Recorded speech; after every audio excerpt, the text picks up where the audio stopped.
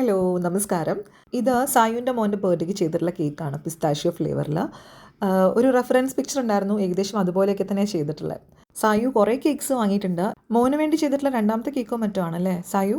എത്ര പെട്ടെന്നാണ് ഓരോ വർഷവും കടന്നു പോകുന്നത്. കുട്ടികൾ ഇതാന്ന് പറയുമ്പോഴത്തേക്കും വലുതാവാണ്. സ്കൂളിൽ ചേർന്നു, കണ്ണടച്ച് തുറക്കുമ്പോഴത്തേക്കും 10ാം ക്ലാസ് എത്തി. 9th എത്തുന്നതോട് കൂടി തന്നെ ആ ഈസിനെസ് അങ്ങ് മാറിയിട്ടുണ്ട്. പിന്നെ അവിടെ നിന്ന് അങ്ങോട്ടേക്ക് പ്രോജക്റ്റും ടെസ്റ്റുകളൊക്കെ ആയിട്ട് തിരക്കല്ലേ. 10th കാര്യം പറയും വേണ്ട. കഴിഞ്ഞ ദിവസം ഇവിടെ ഒരുത്തി പറയണ്ടായിരുന്നു, ഈ വർഷം ബോർഡ് എക്സാം ലാസ്റ്റ് വൺ കഴിഞ്ഞിട്ട് വേണം ഒന്ന് റിലാക്സ് ചെയ്യാൻ എന്നുള്ളത്. ഒരു 10ാം ക്ലാസ്സിന് വേണ്ടി കഷ്ടപ്പെടുന്ന എത്രയാണെന്ന് നമുക്കറിയാം. അതിൻ്റെ 10 ഇരട്ടി കൂടുതലായിരിക്കും നീറ്റ് പോലത്തെ എക്സാംസിനൊക്കെ കുട്ടികൾ കഷ്ടപ്പെട്ടിട്ടുണ്ടാവുക.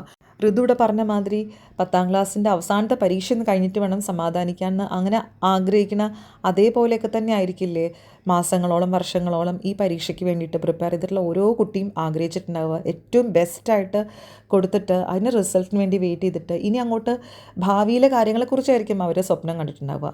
അപ്പോൾ ഇതെല്ലാം തല്ലിക്കെടുത്തിയിട്ട് ഉള്ള ഒരു അവസ്ഥയിലേക്ക് കുട്ടികൾ പോകുമ്പം അവർ ഏതൊക്കെ രീതിയിൽ അതിനെതിരെ പ്രതികരിക്കുന്ന അറിയില്ല. രണ്ടാമത് അതിനുവേണ്ടി പ്രിപ്പയർ ചെയ്യാന്ന് പറഞ്ഞിട്ടുണ്ടെങ്കിൽ അവർക്ക് കിട്ടുന്ന ഏറ്റവും വലിയ പ്രഹരമാണത്. കാരണം ഒരു വർഷം അല്ലെങ്കിൽ 2 വർഷം ആ കാലം അത്രയും അവർ ഊണും ഉറക്കവും ഇല്ലാണ്ട് ഒരു തപസ് പോലെയാണ് അവരും അവരുടെ മാതാപിതാക്കളൊക്കെ ഇതിന് വേണ്ടിയിട്ട് പ്രിപ്പയർ ചെയ്തിട്ടുണ്ടാവുക. പിന്നെ നമുക്കറിയാം ഇങ്ങനത്തെ എക്സാംസ് എന്ന് പറഞ്ഞിട്ടുണ്ടെങ്കിൽ നമ്മൾ എത്ര പ്രിപ്പയർ ചെയ്യണം എന്നുള്ളതിന് അതിൻ്റെ പോലെ തന്നെ ഇമ്പോർട്ടൻ്റ് ആണ് ആ ദിവസം നമുക്ക് എത്രത്തോളം ഫെയർ ആയിരുന്നു എന്നുള്ളതും.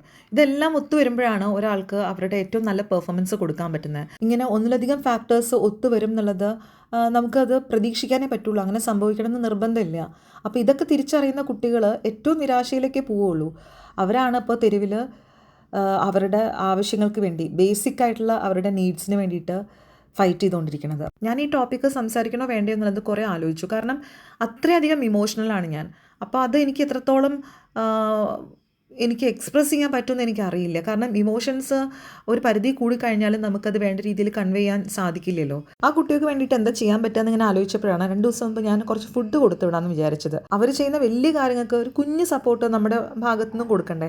അങ്ങനെ ആ ഫുഡ് കൊണ്ടുപോയിട്ടുള്ള ഡെലിവറി ബോയ് അത് കൊടുത്ത ശേഷം എന്നോട് 2 മിനിറ്റ് സംസാരിച്ചിരുന്നു. കേരളത്തിൽ കൊച്ചിയിലിരിക്കുന്ന ഞാനും ഡൽഹിയിൽ ഡെലിവറി ബോയ് ആയിട്ട് ജോലി ചെയ്യുന്ന ആ കുട്ടിയും ഒരേ വികാരമാണ് ആ സമയത്ത് പങ്കുവച്ചത്. അവൻ്റെ സംസാരം കേട്ട് ശരിക്കും എൻ്റെ കണ്ണ് നിറഞ്ഞു കേട്ടോ. കാരണം ആ കുട്ടി പോലും എത്രമാത്രം അവിടെ പ്രൊട്ടസ്റ്റ് ചെയ്യുന്ന കുട്ടികളോട് കൂടെ നിൽക്കുന്നു എന്നുള്ളതാണ് എനിക്ക് മനസ്സിലായത്.